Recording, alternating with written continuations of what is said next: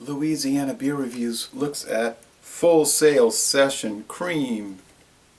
Session Cream, introduced in 2015 in a little squat bottle. 5.4% alcohol.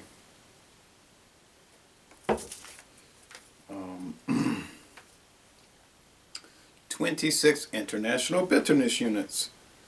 What does it get on Beer Advocate? Nothing, because there's only 9 ratings. What does it get on Rapier with the few ratings it has? 35 out of 100 and a 52 out of 100 for the style. Not too promising. I have had the Full Sail Lager, and then I was looking for that black lager and the other ones from this session series, and I couldn't find them. It says tools required. Yeah. This is from Oregon. Well, this really is a little squat bottle because it's only 11 fluid ounces.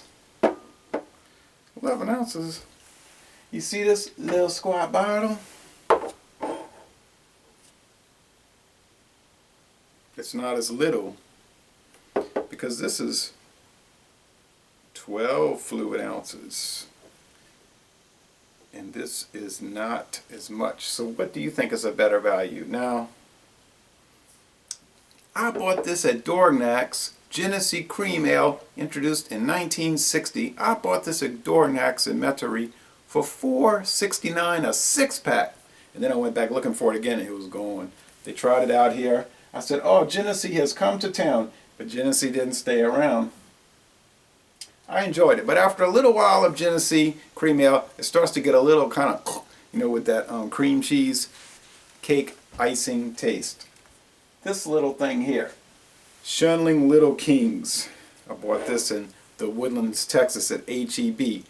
Now, it comes in a little 7-ounce pony bottle, but it's not too expensive.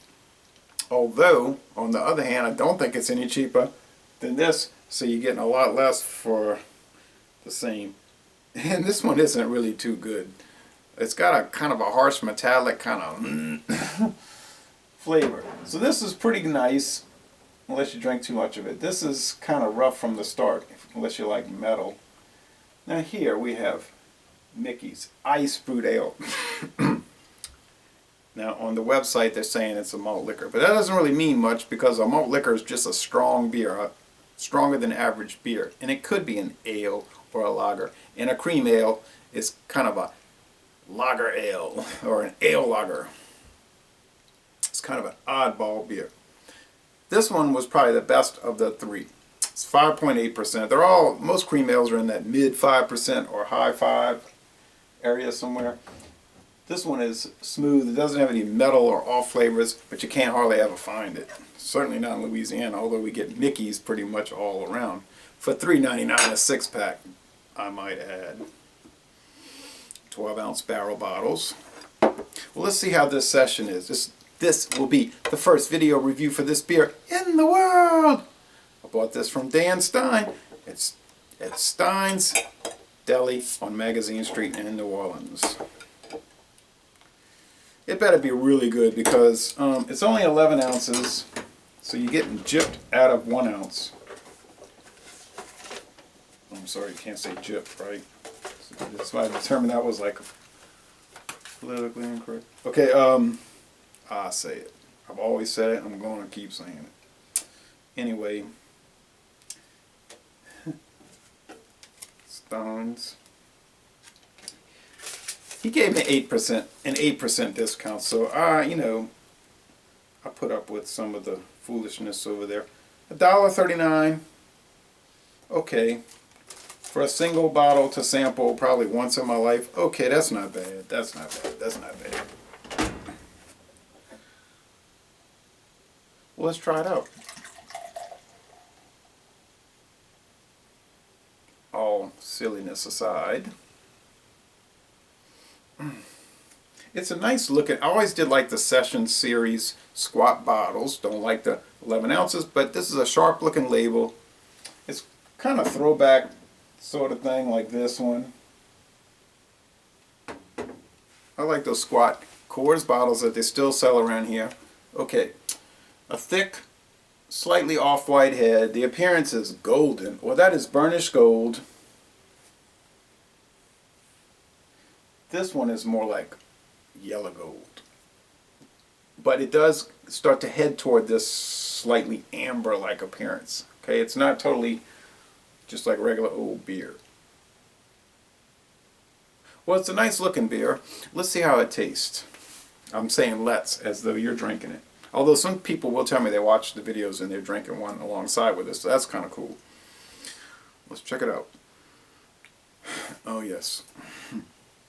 Now there was the Chafuncta Brewing Kingfish, not Kingfish, Kingfish Cream Ale, and I don't have the bottle. I couldn't keep everything. I cannot keep everything in this collection, so I have to purge it sometimes. So that was really good. But for $10.99 a 6-pack, it's not worth it. When it's just a marginally better than the Genesee Cream Ale, no way it's worth it. It smells like a cream ale, and they're hard to describe. If you've never smelled or tasted one, it's really hard to grasp the concept. Because it's sort of like a, oh, it's so hard to describe. It's beer, right? But it's, and you know what that is like, but it's, and me and Maria and myself, we were trying, Maria Devon, the girl next door, we were trying to like figure it out, like how do you figure these cream ales out? But it's a, I mean, I know it's not cream cheese cake icing, but it's got some strange thing like that, and all of these do. And I don't know what gives it that, but I'm thinking it must be the yeast maybe that they're using. It's got to be some kind of, because they're brewing it like a lager but with ale yeast, so it's got to be doing that treatment to it or giving it that character. The flavor, oh man, it's such a classic cream ale. They oftentimes have this lemony aspect, and it's making me think of Molson Golden. I guess that's a hybrid beer. They don't claim it's a cream ale. They say it's hybrid. They take a lager and they take an ale and they mix them 50-50 together to make the beer. So it's not really a cream ale, but it's similar.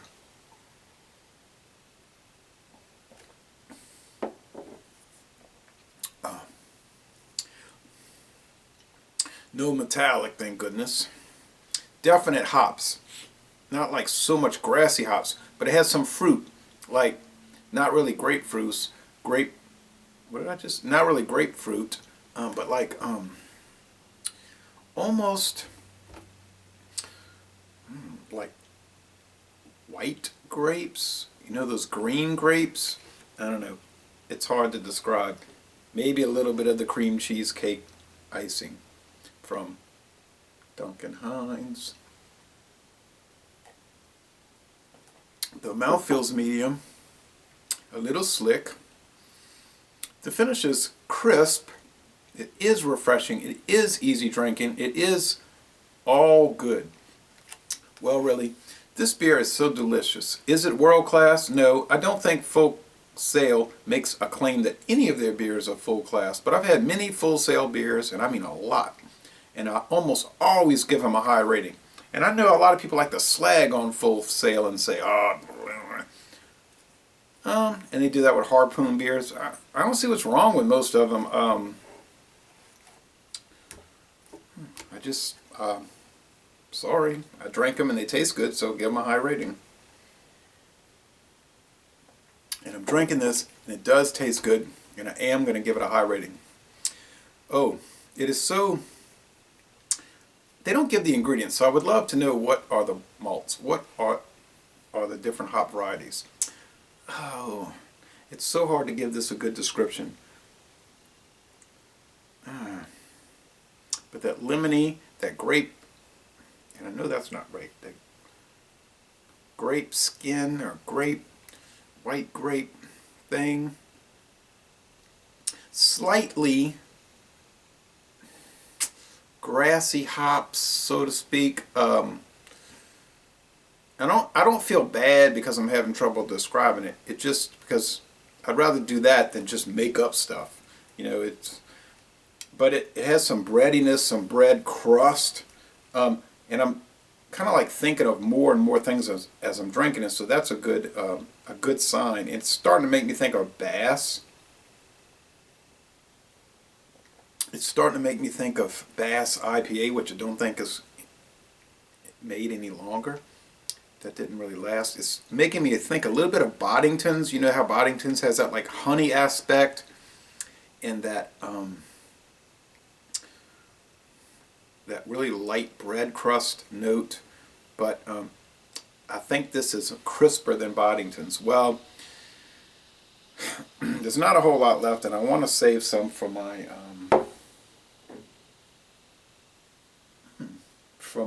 written reviews, which I always like to do. And then I never read anybody else's until I do mine, and then I like to see what people are thinking, and then see if what I say matches up. And oftentimes it does. That makes me feel like I know a little bit of what I'm talking about. So, excuse me. Well, I think I have to give this a solid A. It is a pleasure to drink. Wow. If you see it, buy it, try it, and I can almost assure you that you're going to like it. You may not adore it, but you're going to like it. I'm really liking it, so I could go on and on and on, but I won't. So thank you for watching this video production. Laissez les bon temps rouler, and y'all come on down to New Orleans.